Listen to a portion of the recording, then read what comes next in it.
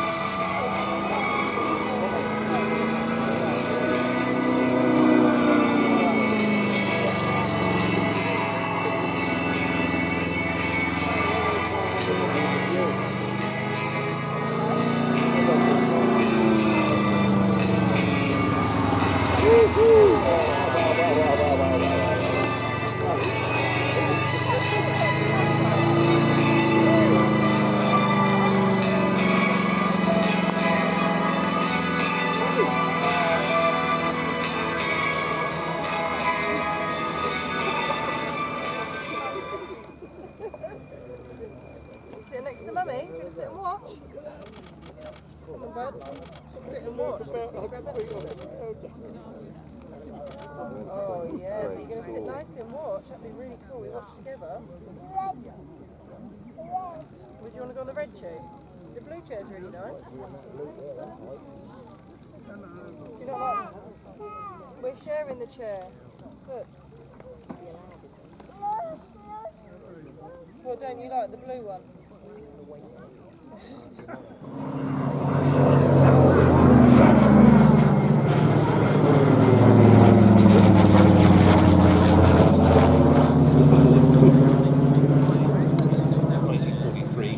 It was a crucial engagement for the Soviets in gaining the upper hand against German forces.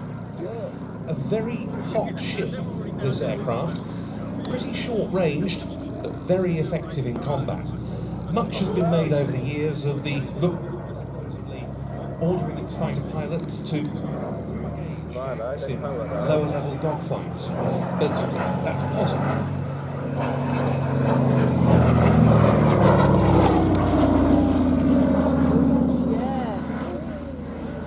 You like that one? Big planes. What is though is that the F3 was used primarily as a local.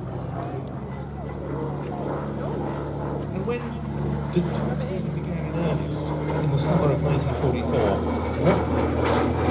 gained fame.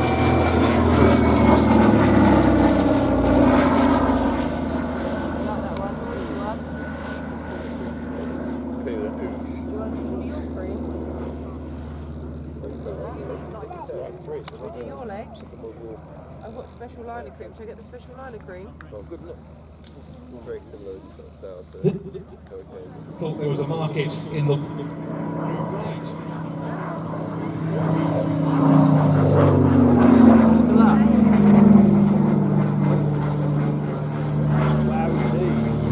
Yes, and so while some may refer to this aircraft as a replica over the years, that's not really.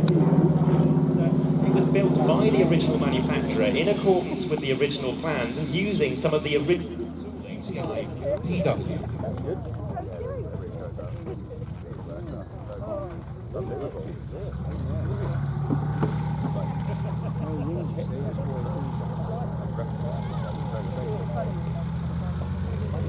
Right, well, we're moving on with the programme to act in one slot's time up Bristol Mercury formation, which the Lysander got that one underneath the gap. The Brennan and the Gladiator, the other two-thirds of that trio.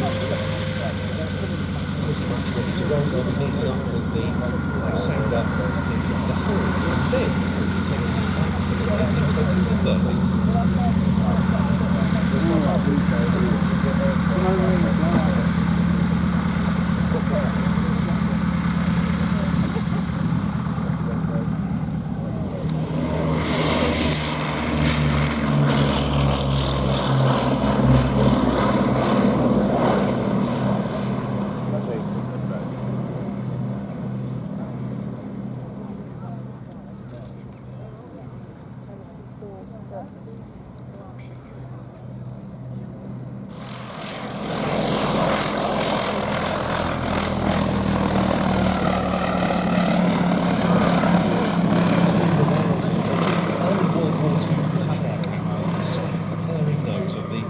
Bristol Mercury engine.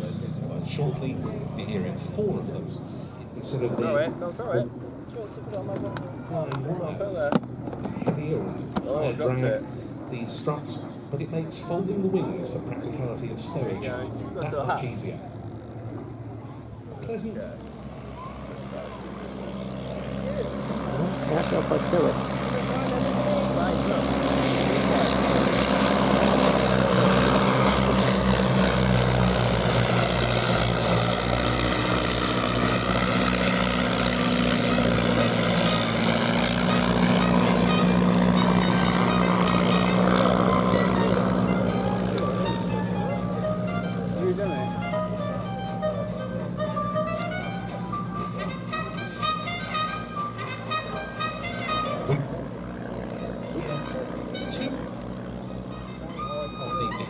Moth family. The DH-60X Hermes moth is the right one that's east as the formation turns in the distance, and furthest away from us, with the very attractive red and white checkerboard markings on the upper wings, is the most famous of them all, the DH-82.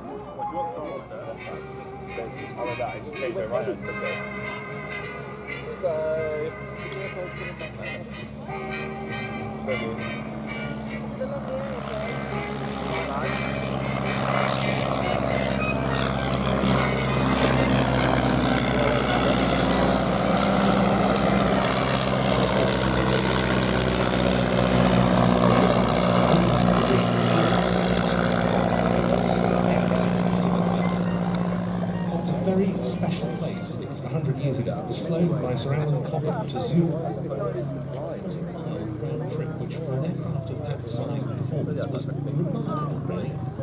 Yeah, and he was among many famous owners. The Prince of Wales owned one. The British businessman Sir Francis Chichester, he flew his all the way to New Zealand. Did attempt a full circumnavigation of the world, but an aircraft accident in Japan instead convinced him to take up sailing.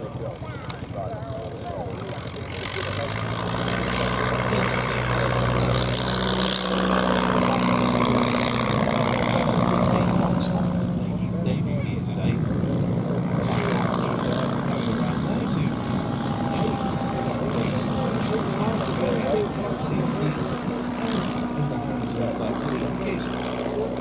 And then Peter Cosgorian flying on in the DH-60X on a Tiger Moth, needs to recover. An aircraft that needs no introduction, really, the Tiger 86. And an aeroplane that was a vital part of the war effort, really, training so many pilots at the ab initio, the elementary stage, also with all sorts of other roles, including coast patrols. And had there been a German invasion in 1940, Tiger Moth 3 Miles Magisters under Operation Banquet would possibly rather pointless to try and Gladiator 1 and the Western Lysander 3A.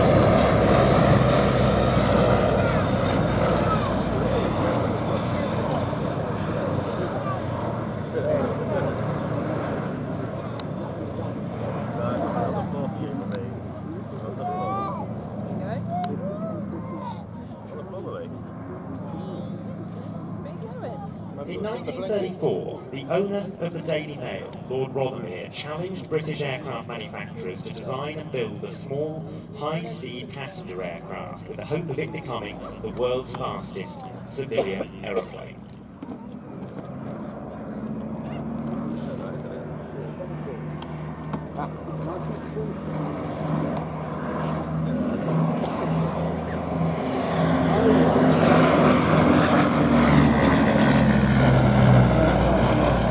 The Bristol Aeroplane Company responded to that challenge with a prototype that they called the Type 142, an aircraft with a top speed of over 300 miles an hour. It quickly became clear that this 8-seat twin-engined aeroplane was faster than any fighter in the Royal Air Force infantry at that time, and that, unsurprisingly, caught the attention of the Air Ministry.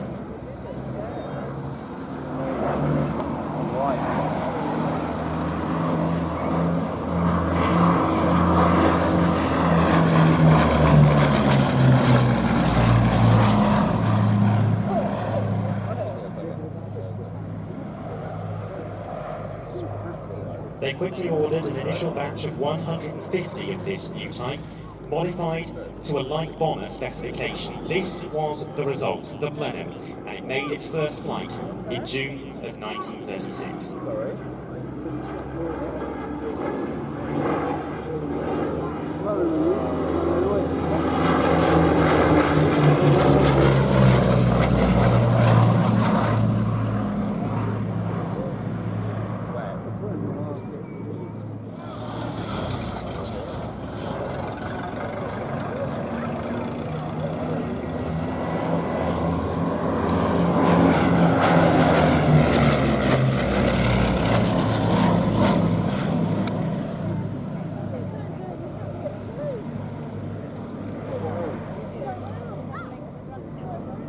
And when Britain declared war with Germany in September 1939, there were nearly sanctions of World War II over Germany.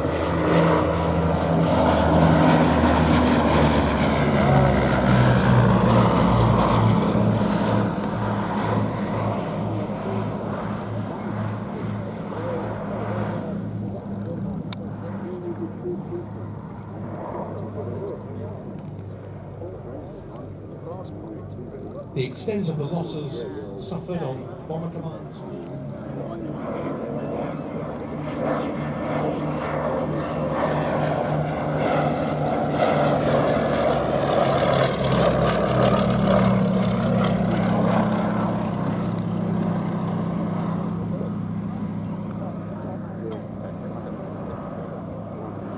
And now it is the Westland Lysander that we see, an aircraft that was developed for the Army cooperation role to replace the Hawker Hector.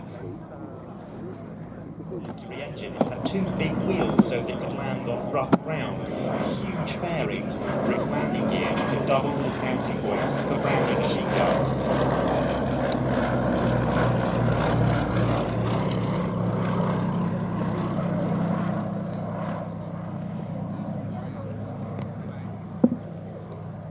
And that really unusual wing design was as a result of experience in the Army cooperation role passed on by pilots already flying for that purpose, for artillery spotting and reconnaissance.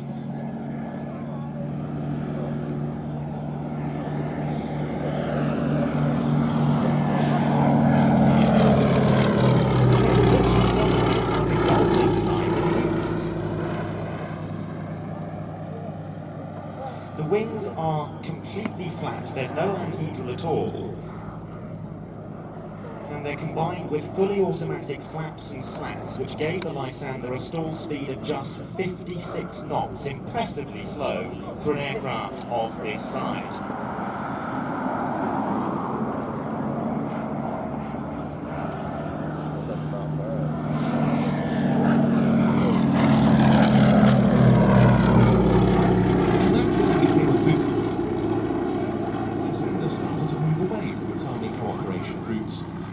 Most famously became the primary aerial support platform for the SOE, the Special Operations Executive. This derivative as an interim measure as awaited the new monoplane fighters.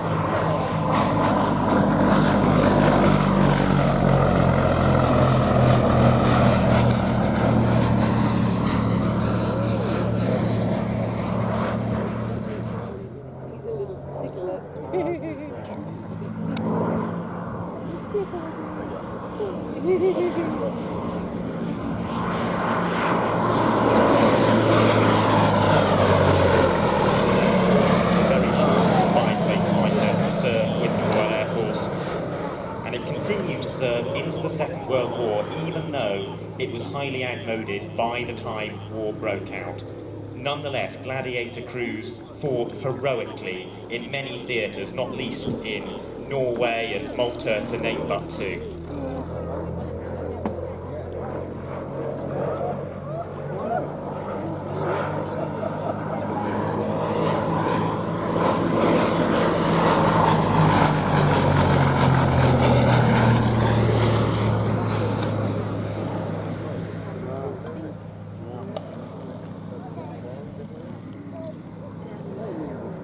Yes, Malta's the one people know. It was a flight of the naval versions. Hello.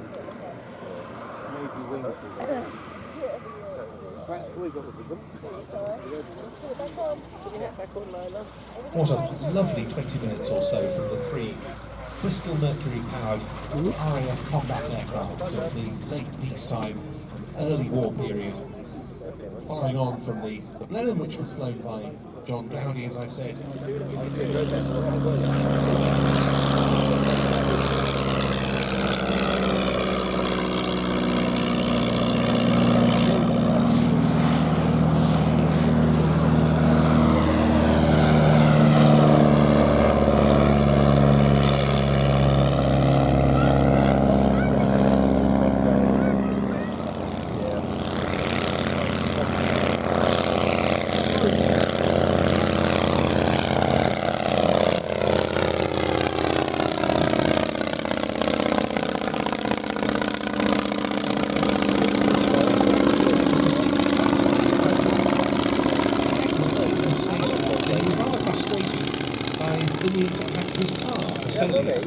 When he thought flying would be easy.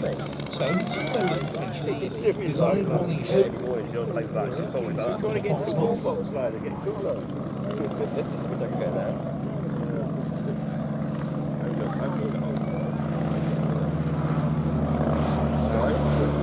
they had very strong international experience as well. It was very useful in markets like Canada, where Foxmoths flew. Perhaps some of the Foxmoth's greatest fame was achieved from joyriding, both before and after World War II. They were taking their first flight in a Foxmoth.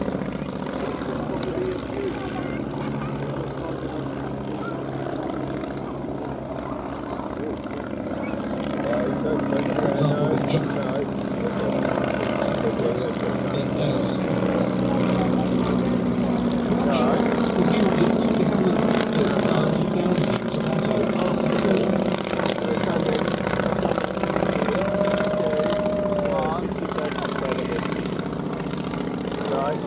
Until a mishap in 1953, a rebuild was started by Mark Robinson, Gary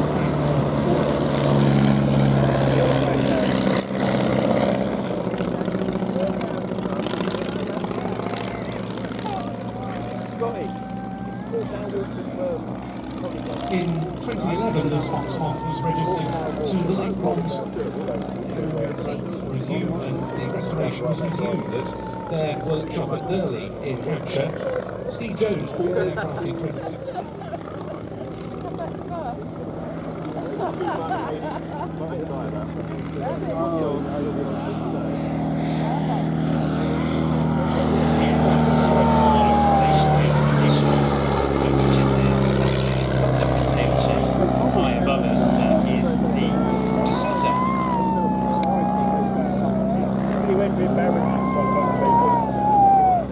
His first business venture came just 1 year after his accident in 1914 when he set up a medical company that made prosthetic legs, the First World War being just weeks away.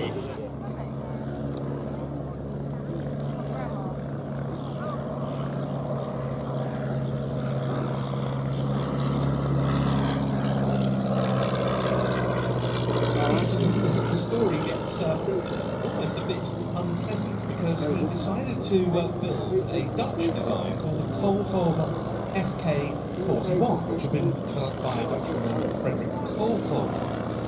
And the Suter company decided to redesign the FK-41, and Koolhoven didn't like what they did to it, and they started having a bit of a feud, him and De Suter, in the pages of the aviation press.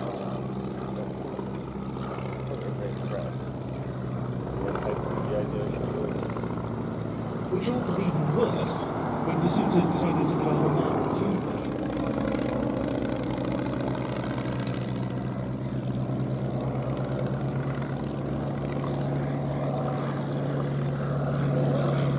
Yes, that new version of the Suter 2 had redesigned in like aileron better brakes and the new engine, but Koolhoven took even greater offence at this. All contact between the two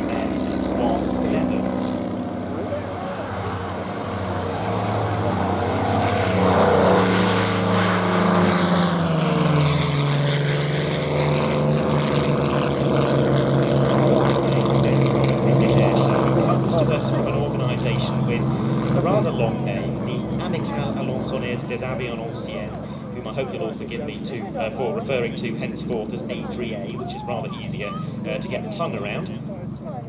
A fine representative of a family of post-war French multi-role aircraft, Ben. This was built in several different variants for different purposes. Aircraft Dassault entered the fray. Company in the navigation training. Another one for global. Grazed The third is a liaison aircraft and a crew train. nose. Do a knee boot thing. Ow. The design went through various iterations. That's So nice it's one. July 1947 that the prototype Give it to Grandma. You can stick it on makeup. took to the air. Wire-guided anti-tank missiles attacking separatist forces holed out in caves.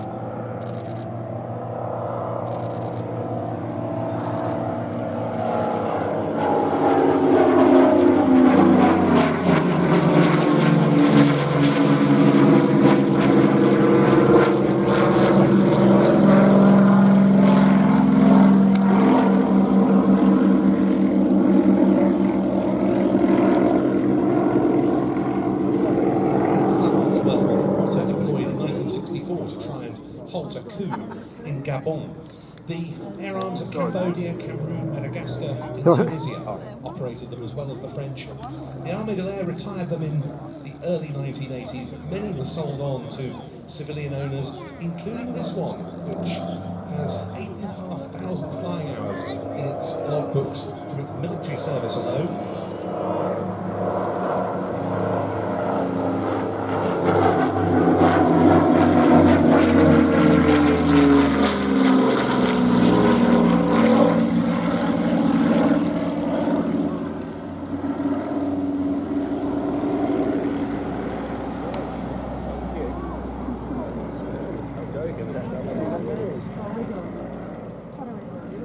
Construction was instead farmed out to a collection of mostly state-owned enterprises. Dassault's engineering department had to develop some highly complex tools and processes to stitch together the myriad of components emerging from this disparate selection of production lines across the country. But in spite of those rather uncertain industrial beginnings, you can view this design as the grandfather of everything Dassault has produced. Keep the fire burning into land. The MD-312 Flamand.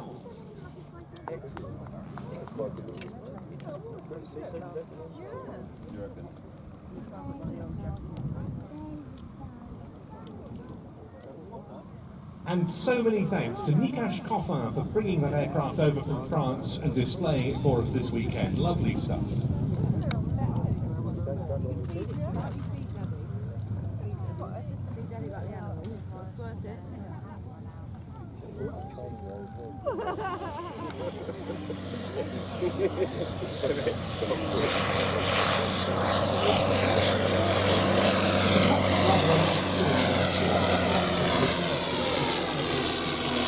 Civilian version of the Shuttleworth Pup, but the two are actually quite different, and the Dove can be seen to share several design features with the later Shuttleworth Festival. However, it was still a very agile machine, hoping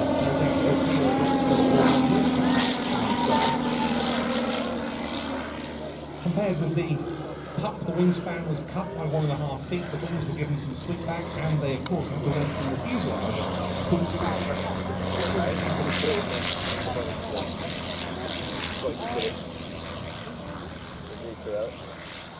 Yeah, we were out. Absolutely.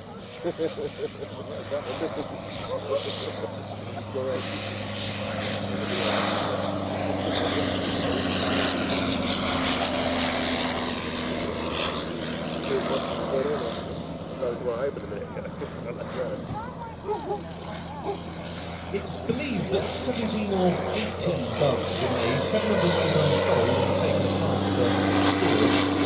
One of the others did not oversee.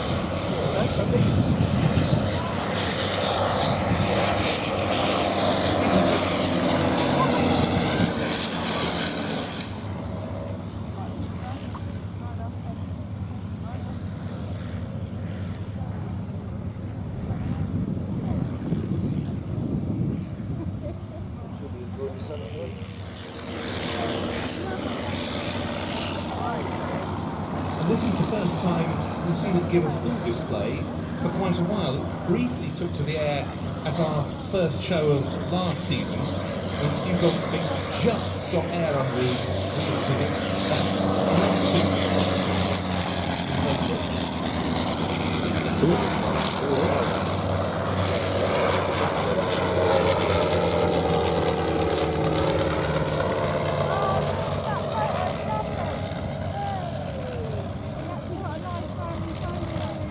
Yeah, it's cute.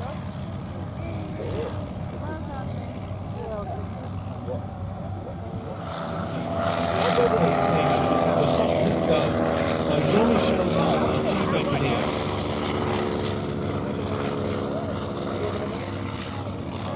The next aircraft that we shall see, one of them already in the air, the other hopefully shortly to take off. Both give different answers to a similar question, and the question being, where next? Where are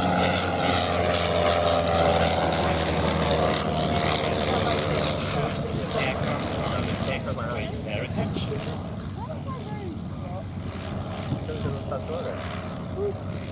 That's a bottle, baby.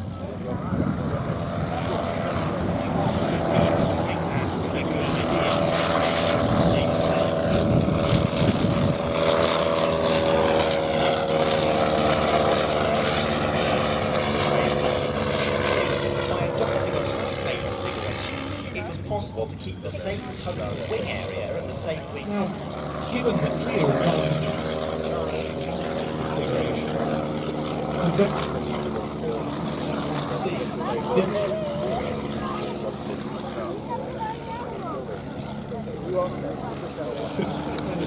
this is the most modern of the aircraft. The two aircraft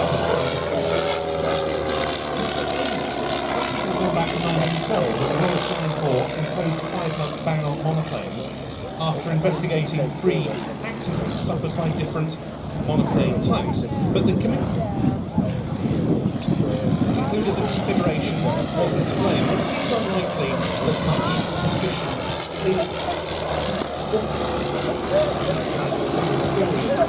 was the satisfaction of the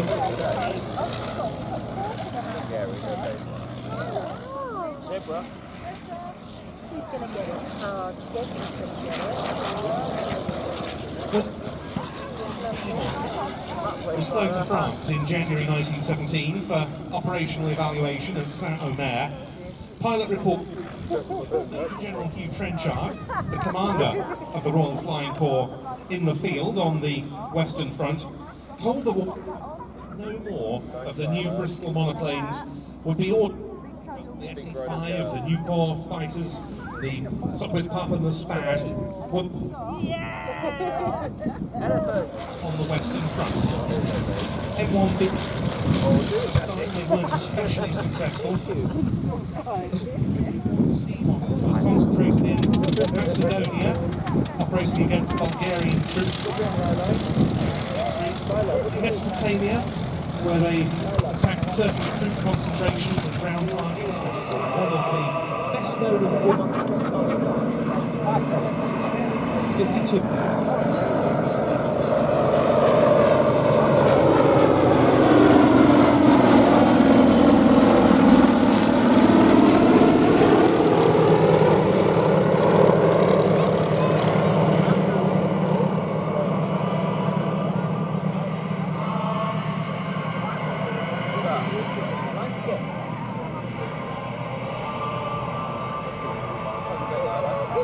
Starting off in this ship formation with a series of lancers.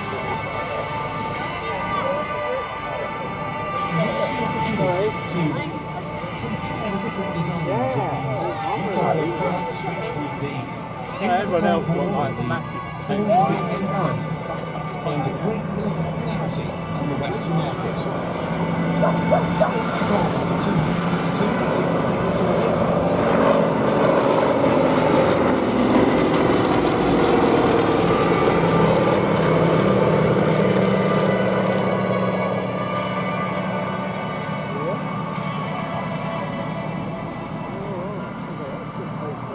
When the aircraft head towards our difference, you can see very clearly one of the interesting design features on the Yak 52, because while it does have a retractable undercarriage, the main wheels don't actually retract fully into the wings, which is a good thing if the student under instruction perhaps fails to lower the undercarriage. The 52 having been developed as a nose wheel equipped train and development of the single seat tail dragger aerobatic Yak 50.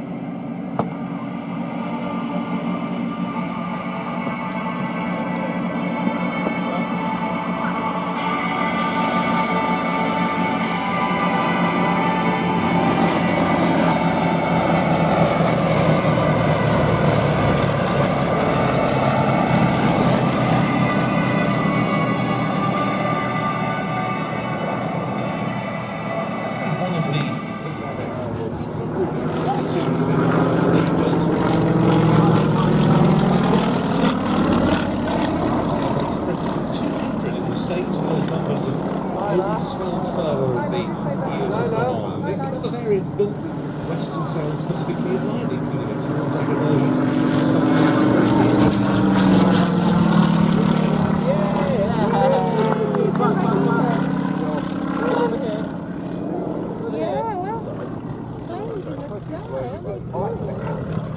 from the left.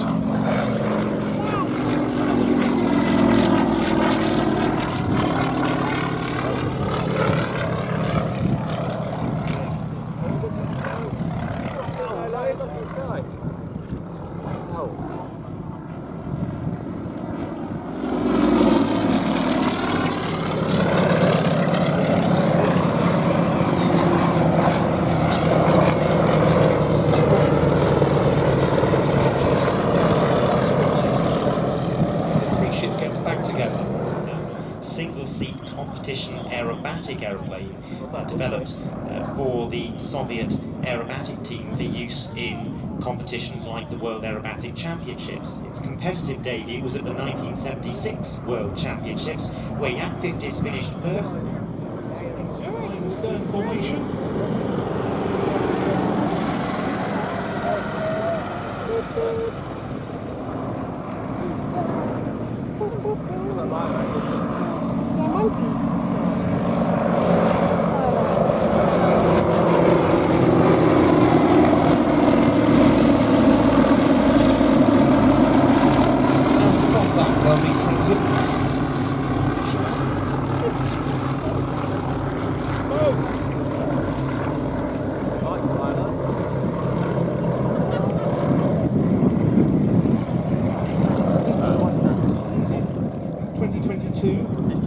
We've seen them at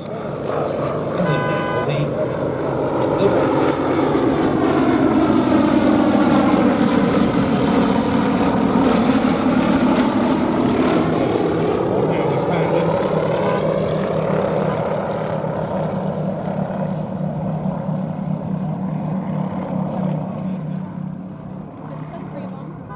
Commercial pilot at the helm of the Yak 18T.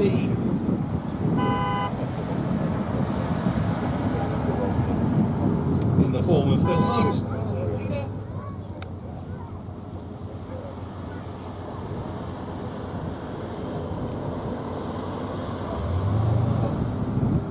This is trainers have got to their helm. Coming up. Red chair. Red. There you go.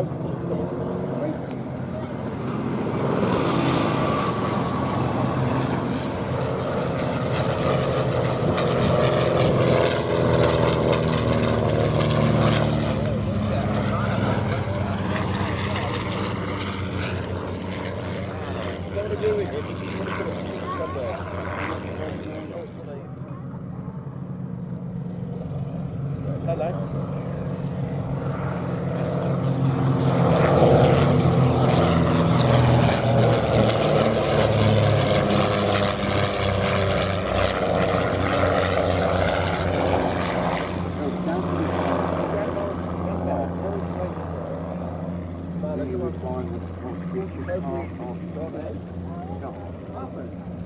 What happened?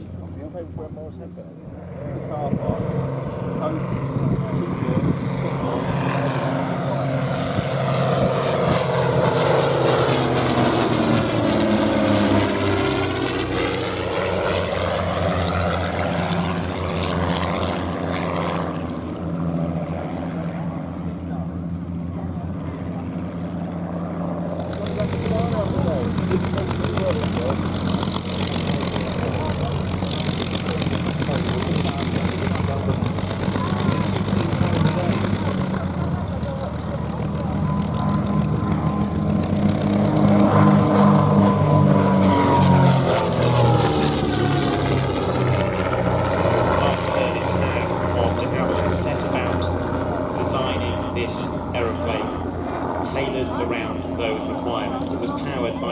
Specially tuned racing versions of the Gypsy 6 engine, producing a combined 460 horsepower, and every effort was made to reduce drag. It was constructed mainly from wood, it bore an exceptionally thin wing for maximum speed and efficiency.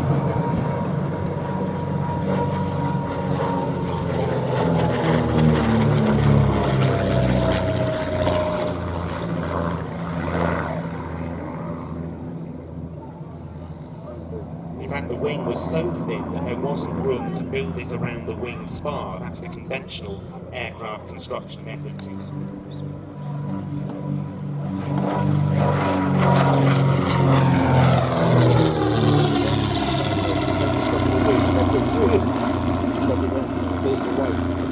Race, and the crews got their hands on these challenging aircraft just days prior to the start. They've got a beautiful example of landing a machine that's pretty difficult to get back on the ground by Dodge Bailey, and flying with him was Richard Crockett in the Hook.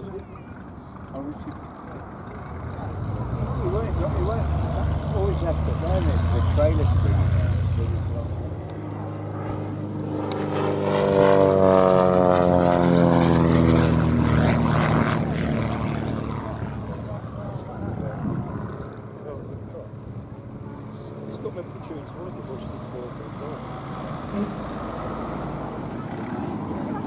Brush the grass off.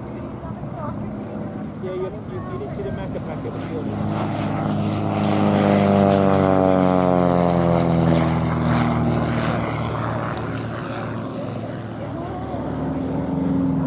The wars into World War II up above us.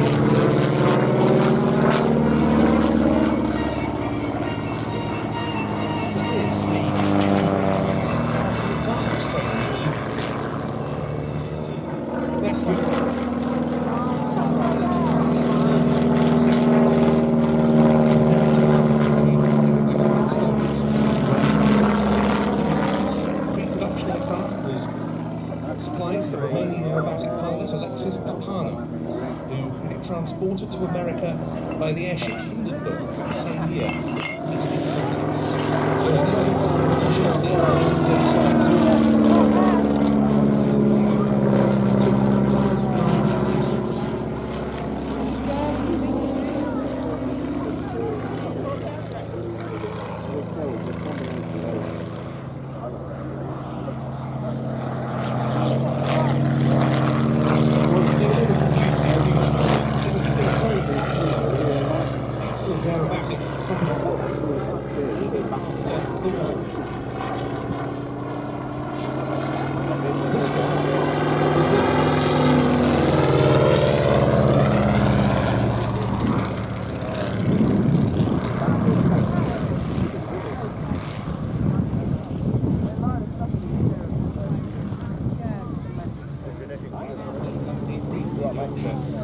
He restored it to fly up there in his original Spanish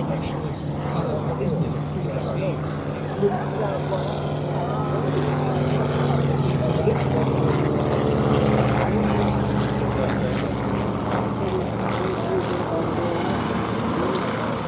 way.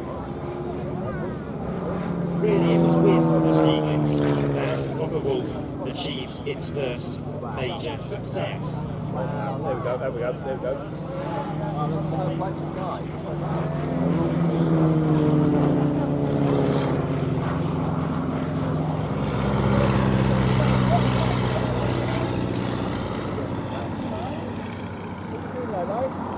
That was just an exquisite sequence. First to land was the BF-108, which is owned by Simon O'Connell and based at Brighton. It's painted as a Luftwaffe aircraft, that's French licence built. It actually represents a BF-108 that was stolen from the Chateauneuf airfield in Paris. Aerobatic showing from James Hepnar, who's one of the new Shuttleworth pilots this season. Hello, baby. No, it took me quite some time. The aircraft was wary when I first saw pictures of it because, of course, its insignia that people. That's great. It's great. It's great. It's great. It's great. That's great.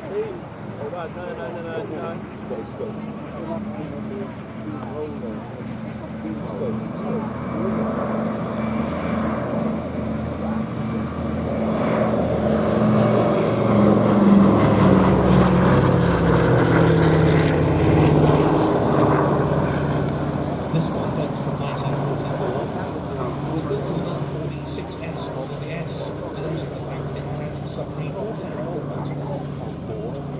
It served a wide sort of US Navy units until 1959, including the evaluation of electronic equipment and general transport duties. Big guy, the two big guys earlier on.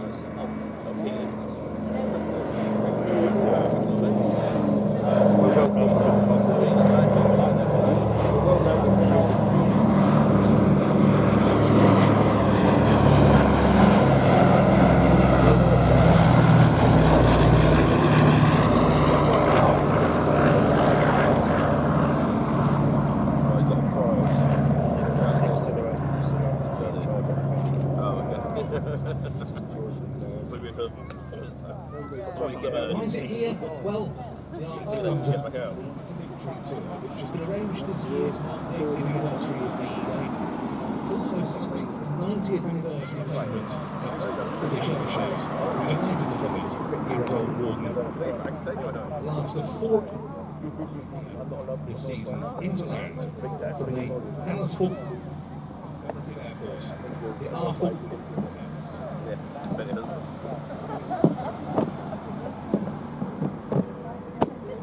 Sorry? Who's sorry?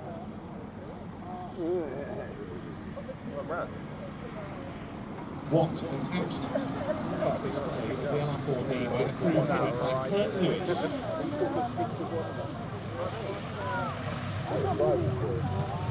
As the aircraft completes its landing roll, shortly turns around to backtrack down the runway. A really good view of some of the intricacies of the paint scheme, particularly.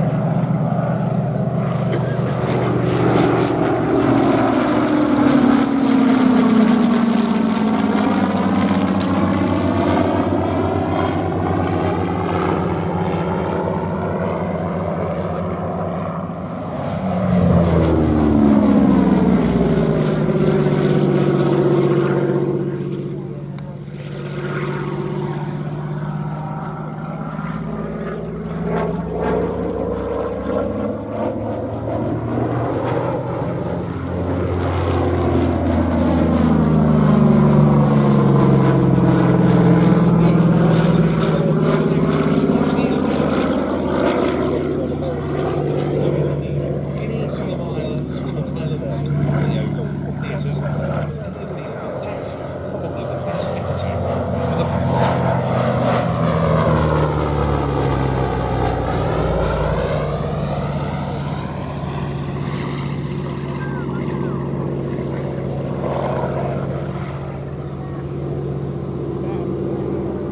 Now, it is sometimes said it is a great application.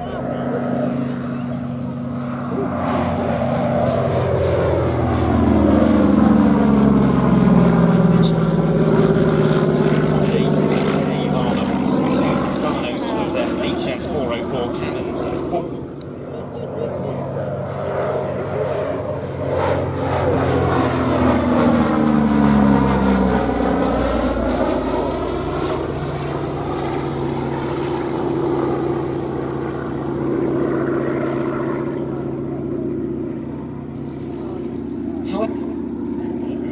Does have some T6 DNA in it, so to speak. It is a replica based on a T6 fuselage, however, it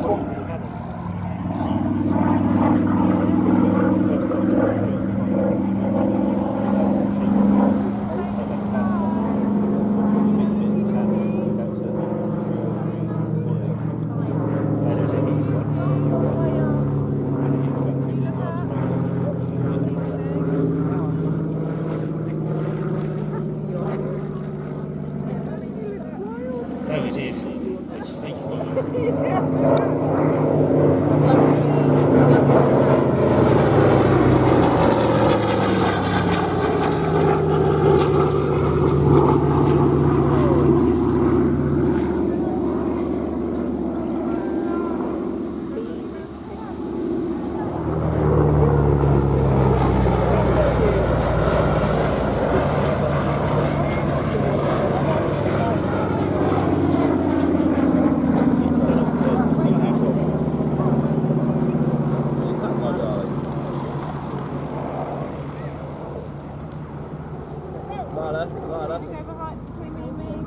Come in here, lovely. Come in, stay.